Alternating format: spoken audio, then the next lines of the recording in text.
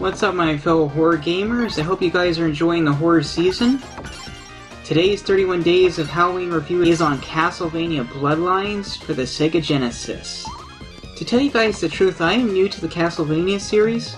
I never played any of the games when I was a kid, but after seeing several gameplays and reviews, I was finally able to get myself a copy of Castlevania Bloodlines, and I have really enjoyed it, and I did back the Kickstarter for Bloodstained Ritual of the Night, which I can't wait to play, but it sucks that now won't be till 2018, but that's a discussion for another time.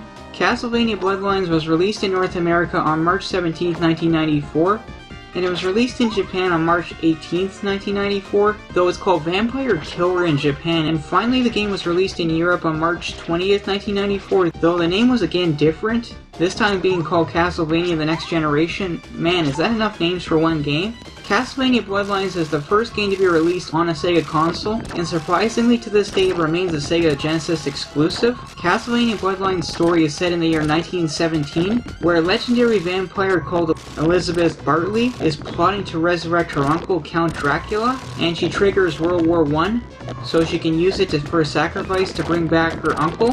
And John Morris and his friend Eric go on a mission to stop her and prevent Dracula from being resurrected. Castlevania Bloodlines changes the gameplay up in several areas. First, you have the option to choose which character to start with. You can either play as John, who uses the Vampire Killer Whip, which can be upgraded, and it can allow him to swing across certain areas, allowing his character to go places Eric can't reach, but vice versa.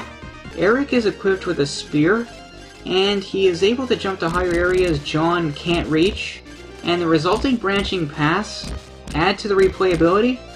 The weapons system has been changed a bit.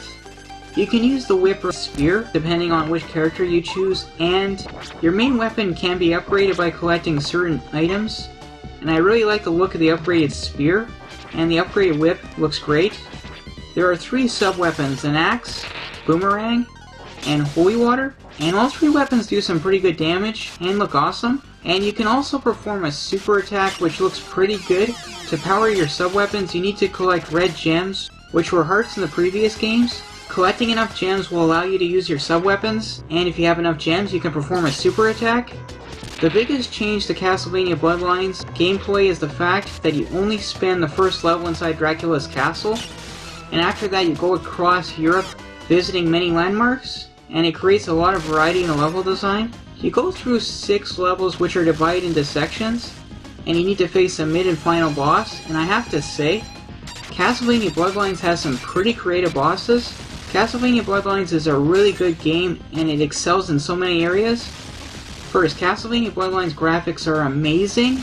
They look so colorful with smooth animation, and there's a ton of graphical effects going on, from transparent water to reflective surfaces.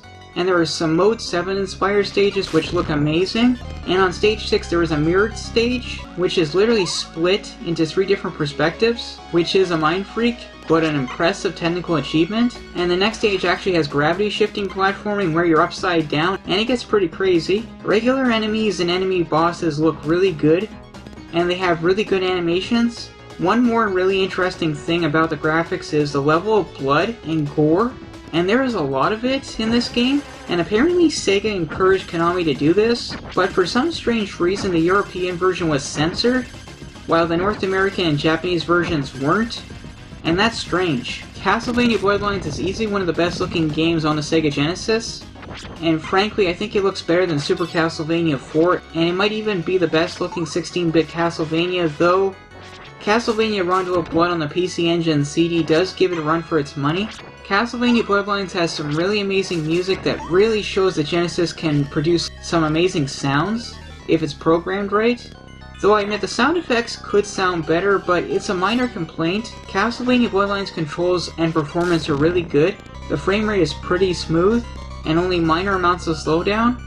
The controls are good, but I know Super Castlevania 4 is considered to have the best controls in this series with its 8-way directional controls, and the ability to control your character in mid-air, and unfortunately the controls in Castlevania Bloodlines have been changed back to the original control scheme, but I find it works pretty well. Castlevania Bloodlines is a really good game, but there are a few problems. First, Castlevania Bloodlines is really challenging, and beating this game even on easy will require practice. I haven't been able to beat this one yet, and to see the true ending you actually need to beat this game on extreme difficulty, and that's asking a lot, to say the least. And to make matters worse, Castlevania Bloodlines has limited continues, and once you go through them it's game over, though there is a password system that will allow you to continue, but frankly, having unlimited continues would have been the better choice.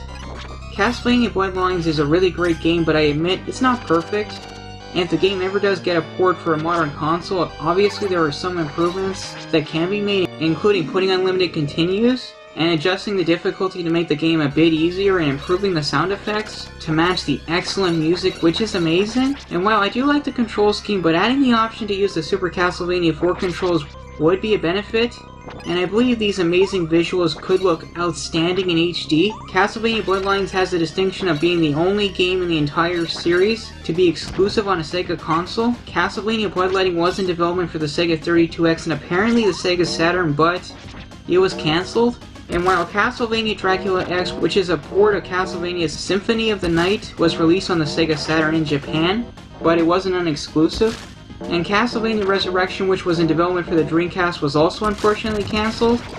So Castlevania Bloodlines is the only tale to be an exclusive on a Sega platform, and it just happens to be one of the best games in the series. I give Castlevania Bloodlines a final score of 8.5 out of 10. I highly recommend you guys check out this amazing gem. A little warning, if you're planning to pick up Castlevania Bloodlines, it is expensive today. Loose it fetches anywhere from $60 to $80, and complete in box it can be well over $100.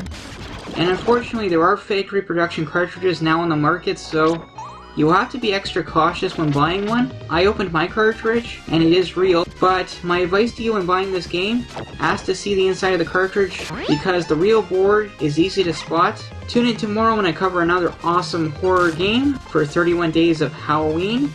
I will talk to you guys later. This is the Entertainment Wizard, signing off.